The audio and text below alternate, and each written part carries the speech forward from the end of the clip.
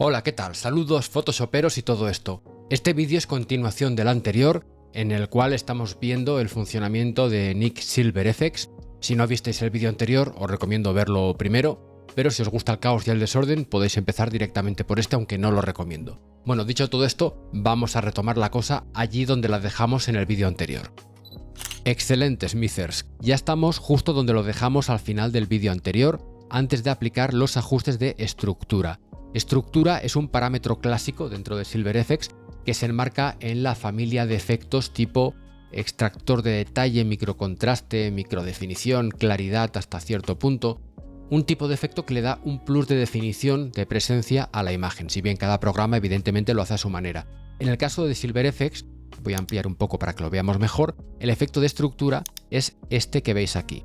La imagen se vuelve más definida y más contrastada de forma localizada. Si lo llevo hacia la izquierda, el efecto es el contrario, es como una especie de difuminación.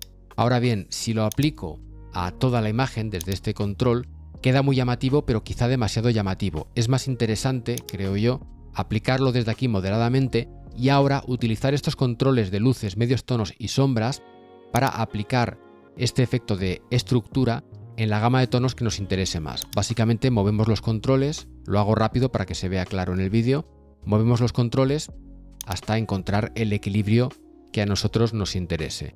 También hay un control de negros que no acabo de entender muy bien que esté en estructura, porque si lo llevo hacia la derecha da un efecto como de iluminación y hacia la izquierda oscurece muchísimo los negros. Yo aquí no acabo de ver tanto el efecto de estructura, pero bueno, es un parámetro más con el que controlar esta presencia de negros. Y por último está el de estructura fina, que a mí particularmente no me gusta mucho, voy a ampliar al 100%, porque suele introducir un efecto un poco como de ruido. Vamos a fijarnos aquí, por ejemplo, aumento estructura fina, y como veis aparece este efecto. Quizá podríamos compararlo hasta cierto punto con el control de textura en Lightroom y Camera Raw. No me acaba a mí de convencer tanto, si bien puede venir bien para darle eso, un extra como de textura o sensación de definición a la imagen si consideramos que le falta. Continuamos y nos encontramos con dos controles bastante interesantes que son los de protección de tonalidad, sombras y altas luces. Esto sirve para proteger esos tonos, sombras o altas luces, si con los otros controles los hemos dejado un poco machacados. Por ejemplo, voy a ampliar a una zona donde haya sombras, como toda esta parte de aquí o esta de aquí, o casi negros. Voy a tocar este control de negros para oscurecerlo todo todavía más, y ahora veréis que al aumentar sombras, estas zonas veis como si resucitaran en las partes más oscuras, ¿no? Y en el caso de iluminaciones, bueno, aquí no hay iluminaciones muy machacadas, pero tal vez aquí podamos verlo un poquito, ¿vale? Con esto lo que podemos hacer en definitiva con estos dos controles es proteger, vuelvo a dejar esto como estaba, proteger zonas de sombras o de luces que puedan haber quedado quemadas o empastadas por el resto de controles. En este caso quizás lo levantaría un poquito, esto como todo es cuestión de probar y ver qué tal queda, pero que sepáis que sirven para esto.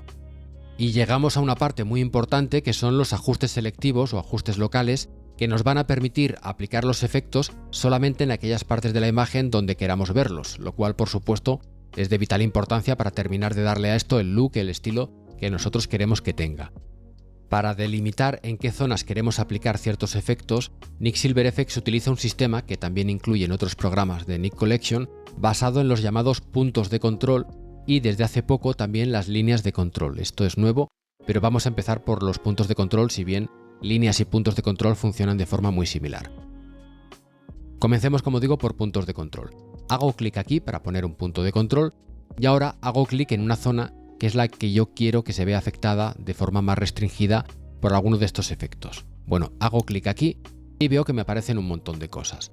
Para que esto no líe tanto, voy a ocultarlo de la superposición y lo ajustaremos desde la derecha, porque todo esto que veis aquí está repetido en la parte derecha para que sea más fácil ajustarlo. Como digo, para que no aparezca aquí cada vez y no nos vuelva locos, voy a hacer clic en este icono que sirve para ocultar de la vista los parámetros y, como digo, que no nos confunda tanto. Bueno, lo primero es que para determinar el tamaño del punto de control puedo tirar del borde o puedo utilizar este deslizante si es que consigo acertar. No obstante, ahora mismo no vemos realmente a qué está afectando. Para verlo, puedo recurrir a un pequeño truco que es mantener pulsada la tecla control o comando y hacer clic en el punto mientras lo muevo ligeramente, y con esto veo qué zonas se están viendo afectadas. Pero para verlo de forma permanente, puedo venir aquí donde se ha creado el punto de control y marco esta casilla que es para ver la máscara. Hago clic y ahora, como veis, ya veo permanentemente la máscara. Si muevo el punto, veréis que las zonas afectadas van cambiando y que tienen pinta de ser una especie de máscara de luminosidad, porque más o menos en eso se basa esto de los puntos de control, si bien ahora lo explicaré mejor. El área afectada por el punto de control depende de tres cosas. Bueno, depende del tamaño, en primer lugar, pero fundamentalmente de tres parámetros que están aquí a la derecha y que son luminancia, crominancia y difusión. Voy a bajar luminancia y crominancia a 0 para que veamos claro el efecto de difusión. Difusión controla el calado o desvanecimiento de este filtro radial, porque al final los puntos de control básicamente son un filtro radial que, como ahora veremos, se intersecta con una selección de gama de luminosidad y de color. Pero de entrada, como digo, aquí controlamos la difusión. Si ahora vengo a luminancia y lo voy aumentando, lo que le estoy diciendo es que solo seleccione píxeles cuya luminosidad sea parecida a la de la zona donde yo he hecho clic. Cuanto más lo aumente, más exigente se vuelve y más restringe la selección a píxeles que tengan justo la misma luminosidad. Con lo cual me selecciona el mar, pero también parte de esta especie de gradas o escalones de aquí, ya que tienen una luminosidad similar. Si quiero discriminar por color, el mar es más bien azul y estas gradas o escalones no lo son, puedo utilizar la crominancia. En este caso hace lo mismo, se fija en el color de la zona donde he hecho clic y empieza a discriminar por color. A medida que aumento, zonas que no sean azules irán desapareciendo. Y combinando estos dos parámetros puedo seleccionar más o menos la parte que a mí me interese. Recordad que siempre puedo cambiar también el tamaño y la difusión, que controla el decaimiento del efecto a medida que nos acercamos a los límites de este punto de control. Una vez esté satisfecho con la zona seleccionada, puedo desmarcar la visualización de la máscara y empezar a manipular estos controles. Como veis, si aumento o bajo el brillo, solo se ve afectada esta zona y puedo ir trabajando con los controles que a mí me interese. No obstante, es muy típico que no consiga seleccionar exactamente lo que quiero. De hecho, en este caso, quizá querría añadir más de la parte inferior que ha quedado un poco gris. Para esto podemos duplicar el punto de control. Podemos duplicarlo utilizando dos métodos distintos, tanto si estamos visualizando la máscara como si no. Yo lo haré mientras visualizo la máscara para que sea más claro el resultado. El primer método consiste simplemente en tener seleccionado el punto de control que quiero duplicar y hacer clic en este botoncito de aquí. Hago clic y, como veis, ha aparecido aquí otro punto de control con los mismos parámetros que el primero, que puedo mover para completar la selección. Voy a pulsar Control Z para volver al momento inicial y enseñar el otro método, que consiste en hacer Alt clic en el punto y arrastrar, y con esto saco una especie de vástago o hijo del punto de control que se va a combinar con el anterior. El caso es que yo he sacado aquí otro punto y bueno, podría irlo moviendo hasta que termine de cubrir con este punto zonas que antes quizá no estaban bien seleccionadas, y podría volverlo a hacer para seleccionar aquí, bueno, hacer todo lo que considere. Cuando tengo varios puntos, seguramente yo querría modificar sus parámetros a la par, es decir, si yo ahora salgo de la vista de máscara de todos estos puntos y modifico con este punto seleccionado el brillo, no está afectando a los otros puntos. Si lo que quiero es que todos los puntos formen parte de una máscara común, puedo combinarlos. Para ello hago clic en el primero y mayúsculas clic en el último, o voy haciendo control clic, comando clic, y hago clic en este botón de la carpetita. Y cuando hago clic, como veréis, si activo la visualización de la máscara, ahora tienen una máscara común.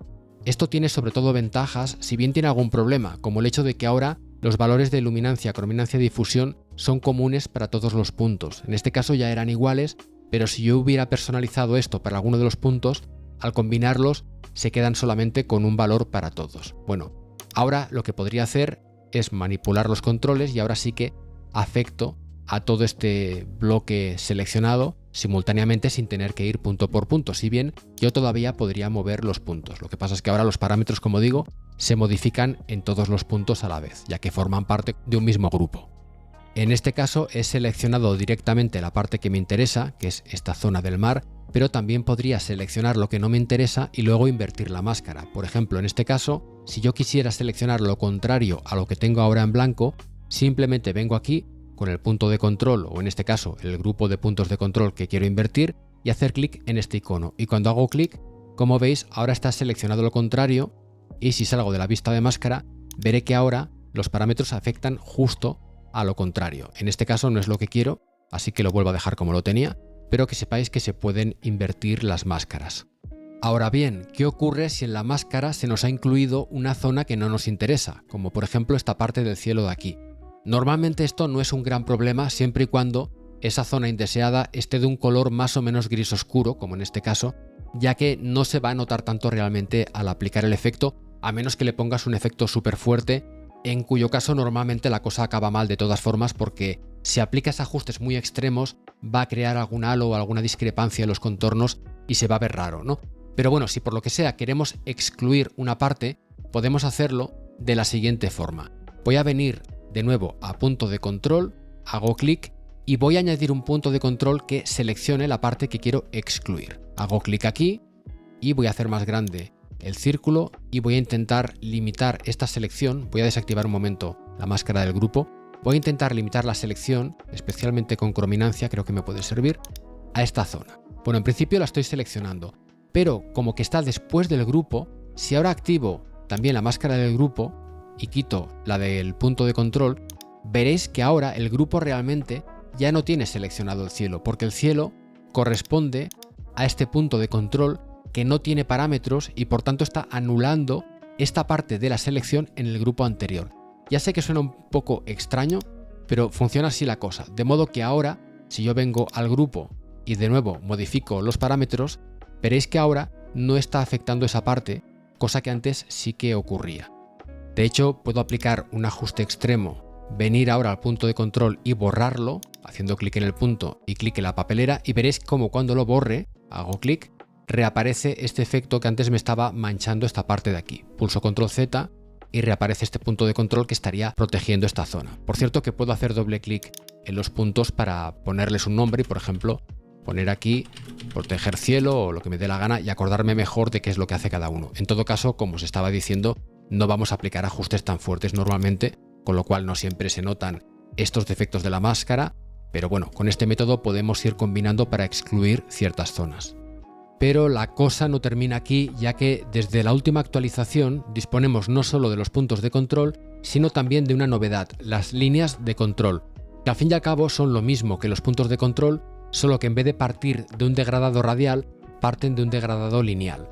Para ver cómo funcionan, simplemente hago clic aquí para añadir una línea de control y ahora hago clic y arrastro sobre la imagen en la dirección hacia la que quiero que se degrade el efecto que yo voy a aplicar con los parámetros de la derecha. Por ejemplo, bajo el brillo, que es muy visible, y ya veis que esto se aplica siguiendo el degradado que he puesto aquí. Ahora bien, si marco la visualización de la máscara, diréis, ¿y en qué punto se está basando para determinar dónde se aplica este efecto? Bueno, aquí entra en acción este cuentagotas que ha aparecido al poner el degradado, que sirve para marcar qué tonos son los que yo quiero que se vean afectados dentro del degradado. Como que la gradación en sí la controlo con estas líneas, el degradado no tiene parámetro de difusión, pero sí que tengo luminancia para que sea más estricto o menos en cuanto a la luminosidad de los píxeles que selecciona y de crominancia para hacer lo mismo con el color, siempre de acuerdo al punto donde yo haya colocado este cuentagotas. De esta forma puedo afectar selectivamente, por ejemplo, a esta zona. Voy a hacer que sea un poquito menos estricto para que seleccione más áreas y ahora podría, por ejemplo, salgo de la visualización de la máscara, aplicarle no un efecto de brillo, lo voy a poner a 0, sino la temida colorización selectiva o saturación selectiva que me permite recuperar colores selectivamente, tanto en un degradado como en un punto de control. Simplemente lo utilizo aquí como ejemplo. Bueno, evidentemente no me interesan estas cutradas, así que en este caso lo eliminaría o le cambiaría el ajuste y ya está. Un comentario más, no obstante, me parece, por lo que yo he probado, que los puntos de control y las líneas de control no se pueden combinar en una sola máscara, así que tienen que convivir, digamos, en mundos separados en lo que respecta a grupos. No obstante, aunque no pueda agrupar puntos de control y líneas de control, sí que puedo combinarlos para incluir o excluir ciertas zonas, como ya hicimos antes. De hecho, quiero mostrar un ejemplo que dará una idea del tipo de problemas que podemos encontrarnos a medida que acumulamos máscaras y excluimos zonas. Supongamos que quiero seleccionar el cielo, para lo cual vengo a línea de control, trazo un degradado, marco visualizar máscara y voy moviendo este cuentagotas para ver si puedo excluir, dejar fuera de la máscara este edificio, cosa que va a ser difícil a menos que aumente mucho crominancia o luminancia, pero en este caso empiezo a perder partes del cielo, así que voy a intentar utilizar el método de proteger con puntos de control. Para ello vengo aquí, añado un punto de control y desactivo la máscara de la línea de control para ver más claro si estoy consiguiendo proteger el edificio. Bueno, lo pongo por aquí, manipulo luminancia, crominancia. Si veo que no acabo de conseguirlo, hago Alt clic, opción clic y creo al arrastrar un duplicado aquí. Otra vez arrastro con Alt clic, opción clic. Bueno, lo puedo ir haciendo hasta que más o menos considere que he protegido la parte que me interesa e incluso podría meter todos estos puntos de control en un grupo, haciendo clic aquí, para que no me líen tanto aquí. Le voy a poner de nombre proteger edificio. Y ahora vengo a la línea de control, bueno, desactivo esta máscara, activo la línea de control y como veis, ahora he excluido el edificio y podría aplicar el ajuste solo en el cielo. Pero veréis que me está saliendo aquí como un manchurrón, supongo que lo veis en la imagen, que no estoy consiguiendo eliminar con los puntos de control. Y esto es porque se corresponde con este punto de control que puse antes para proteger el cielo, con lo cual para quitar este manchurrón me imagino que tendría que venir aquí y bajar el brillo hasta que esto coincida. Digo me imagino porque una vez esto se empieza a complicar tanto, yo ya no tengo mucha paciencia y no sé si hay otra forma más inteligente de hacerlo, pero bueno, en resumen, esto tiene posibilidades pero se lía bastante rápido, es lo que quería decir. En este caso, de todas formas, vendré a la línea de control y oscureceré un poco el cielo, pero no tanto. Como he cambiado esto, ahora también tengo que cambiar esto otro de aquí, pero bueno, es un ejemplo para entender la mecánica del asunto. Por cierto, no lo he dicho, pero cuando estamos en los ajustes selectivos, solo podemos modificar los parámetros que nos aparecen aquí. Es decir, no intentéis ir por aquí arriba y tocar cosas, porque estos son ajustes globales. Los ajustes selectivos son limitados, son unos cuantos, son suficientes, pero son únicamente los que tenemos en este bloque de aquí. Vamos a dejar atrás ya los ajustes selectivos, para lo cual haré clic aquí para desactivar este ajuste y que se cierre todo esto. Y continuamos con Clear View, que es de nuevo un ajuste global y que viene a ser un poco como el borrar neblina de Lightroom.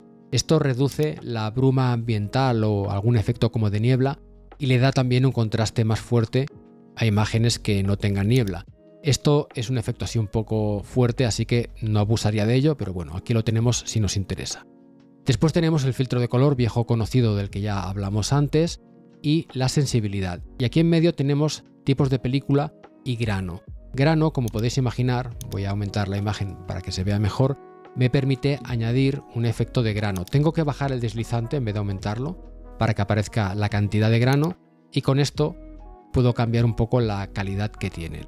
Todo esto trabaja en combinación con los tipos de película, es decir, si yo elijo aquí un tipo de película, de las que hay aquí están ordenadas por ISO, voy a volver a ajustar la pantalla, si aquí elijo un tipo de película, a ver si lo podemos ver más o menos todo a la vez, según qué preset selecciono, me está aplicando unos valores de sensibilidad, de grano y unas curvas aquí debajo, es decir, si yo selecciono, por ejemplo, yo qué sé, esto de aquí o este de aquí que tiene muchos puntos, veréis que me ha creado una serie de parámetros de grano, de sensibilidad y me ha modificado las curvas. Una cosa curiosa de las curvas de SilverFX es que si muevo los extremos, por ejemplo este, se mueve todo junto, no se levanta solo el punto del extremo, sino que lo mueve todo.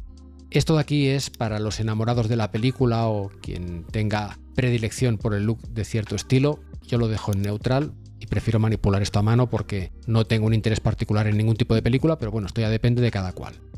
Cuidado con una cosa, porque cuando he vuelto a poner esto en neutral he perdido los valores de sensibilidad que yo tenía puestos originalmente, así que tendría que ir pulsando Control Z hasta que regrese, aquí estoy, a los valores que había puesto yo en su momento. Bueno, sigo bajando y tengo, como acabamos de ver, niveles y curvas que yo podría modificar a mano. Si quiero quitar los puntos me parece que hay que hacer doble clic. Si lo quisiera mover, pues lo dicho, desde aquí podéis regular lo que os interese. Sigo bajando y me encuentro otra vez con grano de película, que ya lo habíamos visto aquí. Lo que pasa es que en este caso, este grano, si amplío la imagen, no es un grano que se aplique simplemente por aumentar o mover la intensidad, sino que depende al 100% de un preajuste que seleccione aquí. Es decir, yo entiendo que aquí es un grano escaneado o copiado de tipos de película que están aquí, y cuando yo lo selecciono es cuando puedo modificar, ahora sí, el tamaño e intensidad del grano, ¿de acuerdo? Y esto sería para un grano, supongo, más auténtico. Entiendo yo que esa es la diferencia, aunque resulta un poco confuso que esté el tema del grano en dos sitios a la vez. Bueno, en este caso yo no lo aplicaría, a ver si consigo que el menú este me haga caso. Lo dejo a 0 como decía y continuamos bajando. Voy a encajar a pantalla otra vez, por cierto. Y como digo, pasamos ahora ya al último apartado, que son ajustes finales. Aquí disponemos de varias opciones. La primera es toning, que vendría a ser como un virado, es decir, darle una cierta tonalidad al blanco y negro. Sigue siendo blanco y negro, pero como veis se introduce cierto tono. Puedo elegir un preajuste de aquí, o bien podría configurar aquí los colores y darles la intensidad que a mí me interese. Lo voy a dejar en neutral. Después tenemos, como no, un clásico, viñeteado. De nuevo, puedo elegir aquí un preajuste que ya viene definido, o bien modificar la cantidad, la forma y la transición, me parece a mí que es esto de aquí. Al gusto de cada cual, ¿vale? Más abajo tenemos bordes quemados. Si lo activo desde aquí, puedo de nuevo elegir algunos preajustes, o bien puedo elegir yo qué borde quiero quemar, por ejemplo, el de abajo, digamos, y ahora aumento la fuerza, el tamaño y la transición. Si quiero lo dejo así, y si no, pues lo vuelvo a poner a 0, que es lo que voy a hacer en esta ocasión. Y por último tenemos bordes de imagen, que es para poner una especie de marco. Abro aquí y como veis de nuevo, tengo varios preajustes que luego puedo personalizar desde aquí. El tamaño de este borde, la parte interior más oscura si se extiende más o menos, y lo irregular, que es este borde. Aquí cuesta verlo un poco, pero bueno, si lo ampliáis lo podéis ver. Por último hay un parámetro aleatorio aquí que podemos modificar para que se recalcule este borde. De momento voy a dejar aplicado este borde y con esto ya podríamos volver a Lightroom. Antes de ir a Lightroom comento una cosa que no he mencionado antes, que es que si vengo a Archivo, Preferencias, dispongo de algunas opciones que puedo configurar desde aquí, una de las cuales es usar GPU para procesado de imagen. Yo lo tengo activado porque me imagino que con esto irá más rápida la cosa, pero si os da algún problema pues lo dejáis desactivado. Como decía, le voy a dar a aplicar y con esto, amigos, volveremos a Lightroom. Ya estamos de vuelta en Lightroom y aquí tengo mi fotografía procesada en Silver FX Pro. Por supuesto, yo ahora en Lightroom podría aplicarle aquí más ajustes. Voy a aplicarle unos ajustes un poco fuertes para mostraros una cosa. Imaginaos que yo le he aplicado estos ajustes y ahora me doy cuenta que esto del borde fue mala idea, ¿no? Bien, aquí es donde entra en acción lo que os comentaba de la casilla que marcamos para que los TIFF sean reeditables, que me permite pulsar botón derecho, editar en Silver FX. Muy importante, le digo editar original, que no me cree otra copia o si no, se van a la porra los ajustes que tenía incluidos. Y como veis se me abre en Silver FX con los parámetros que yo le había puesto, con lo cual ahora podría volver aquí a la parte del final y decirle que esto de los bordes no va conmigo, lo desactivo y otra vez le doy a aplicar. Y ahora regreso a Lightroom y como habéis visto mantengo mis ajustes de Lightroom, pero se ha actualizado la edición que tenía en Silver FX. Y con esto termina, bueno, casi termina, otro de tantísimos vídeos que en mi cabeza iban a durar 10-15 minutos a lo sumo y que terminan siendo un rollo monumental. Digo que casi termina porque, como no, falta que yo dé mi opinión de gran experto. Las conclusiones me parece que son bastante fáciles. En mi opinión, Silver FX Pro es la mejor herramienta para pasar fotos a blanco y negro.